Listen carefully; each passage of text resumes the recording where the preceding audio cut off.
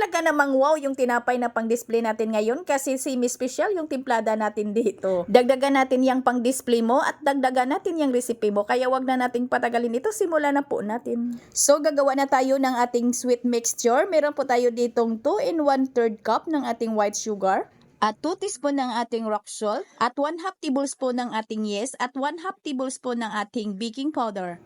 At ilagay na natin dito yung ating 2 cups of water at haluin lang po natin muna ito ng kaunti.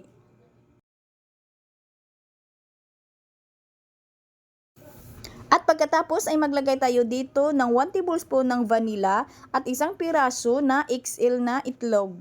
At tanawin lang po natin yung ating mga dry ingredients bago po tayo dito maglagay ng ating harina. 5 in 1/2 cup po yung ating nilagay at all-purpose na harina yung ginamit po natin. At haluin lang po muna natin ito hanggang sa ito'y mag-will combine. At pagkatapos ay ilagay na po natin dito yung ating 1/2 cup na mantika. At maglagay muna tayo ng 1/2 cup lang muna na evaporated milk. At haluin muna natin. Dito mga palangga ay pwede tayong gumamit dito ng hand mixer para hindi po tayo dito mahirapan sa paghalo, para wala po tayong mga lumps or makinis talaga yung ating mixture.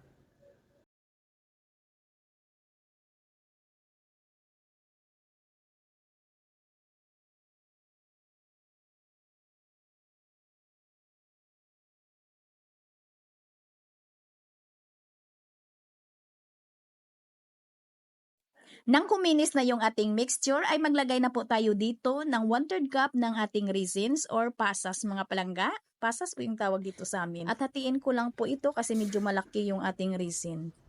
At pagkatapos ko itong hinugasan, ay ilagay ko na po ito sa ating mixture. At kudkuran lang po natin ito ng cheese. At pagkatapos ay maglagay po tayo dito ng another 1/2 cup ng ating evaporated milk. At pagkatapos nito mga palangga ay haluin lang po natin.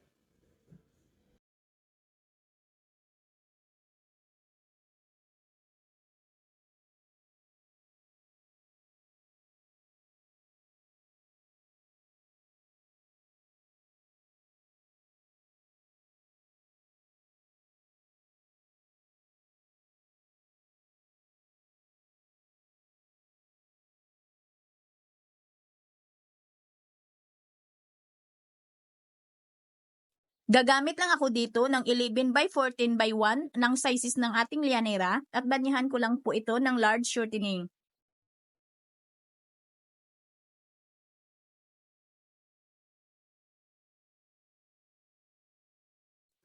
At pagkatapos nito mga palangga ay hindi natin ito isalang agad. Bali palisahin muna natin ito ng 30 to 40 minutes. At pagkalipas ng 40 minutes, ay pwede na natin itong isalang mga palangga. Pero bago natin ito isalang, ay lagyan natin ito ng streusel. Gagawa muna tayo ngayon ng streusel.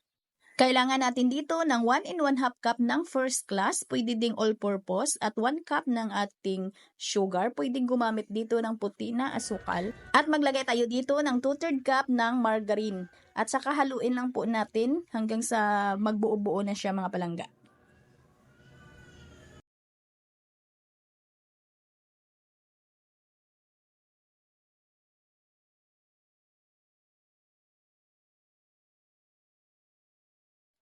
At pagkatapos ay kudkuran lang po natin ito ng cheese, mga 50 or 70 grams lang po yung ating cheese na kudkurin dito.